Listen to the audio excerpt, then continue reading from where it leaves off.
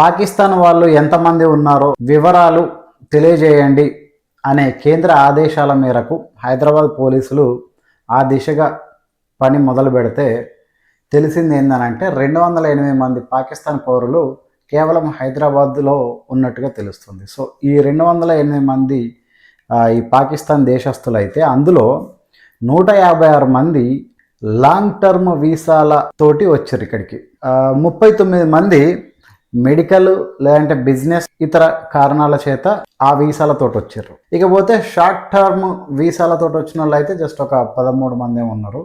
ఈ 13 మందికి 27వ తారీఖు నాడు మా భారతదేశాన్ని వదిలేసి పాకిస్తాన్ వెళ్ళిపోవాలి అర్జెంటుగా. అట్లా కాకుండా ఈ 39 మంది ఎవరైతే ఉన్నారో మెడికల్ కానీ బిజినెస్ అవసరాల కోసం ఎవరైతే వచ్చారో వాళ్ళు ఈ నెల 29వ తారీఖు వరకు ఇండియాని వదిలేసి పాకిస్తాన్ వెళ్ళిపోవాలి. సో వీళ్ళకైతే స్పష్టమైన ఆదేశాలు అందినట్టుగా కేంద్రం నుంచి పోలీసులు వాళ్ళందరికీ కూడా నోటీసులు ఇచ్చారు. సో మీరు వెళ్ళిపోవాలి ఇండియాని వదిలేసి త్వరగా అని. అయితే వీళ్ళందరూ కూడా చట్టబద్ధమైన వీసాలతోటే పోలీసు శాఖకు అందుబాటుగా వివరాలతోటే ఉన్నారన్నమాట హైదరాబాద్లో.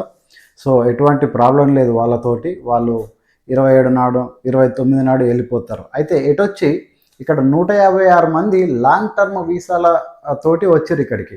సో వాళ్ళు ఎందుకు అంతమంది ఉన్నారు, వాళ్ళకి ఎందుకు లాంగ్ టర్మ్ వీసాలు వచ్చినాయి అని అంటే వాళ్ళు ఏంటంటే చాలామంది వాళ్ళ పూర్వీకులు ఇక్కడే ఉండడము, భారతీయులు కావడం, లేదంటే హైదరాబాదు వాసులు కావడము, తర్వాత మన దేశస్తులని పెళ్ళిళ్ళు చేసుకొని ఇక్కడే సెట్ అయిన వాళ్ళు లాంగ్ టర్మ్ వీసాలతోటి ఉన్నారు ఆ 156 మంది. అయితే వాళ్ళకి సంబంధించి కేంద్రం నుంచి ఎటువంటి స్పష్టమైన ఆదేశాలు ఇంకా రాలేదన్నట్టు.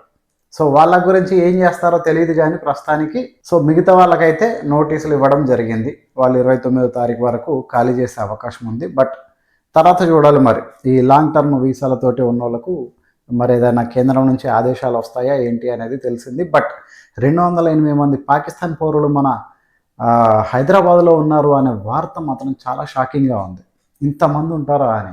సో అది అమిత్ షా అయితే మాత్రం ఈ విషయంలో చాలా సీరియస్గా ఫోకస్ చేసిండు. ఎవరైనా సరే మీరు పాకిస్తాన్ పౌరులు మీ రాష్ట్రంలో మీ నగరంలో ఎంతమంది ఉన్నారో కంపల్సరీ కేంద్రానికి లిస్ట్ పంపాల్సిందే అని చెప్పేసి గట్టిగా మాట్లాడుతున్నాడు ఆ రాష్ట్ర సీఎంలతోటి.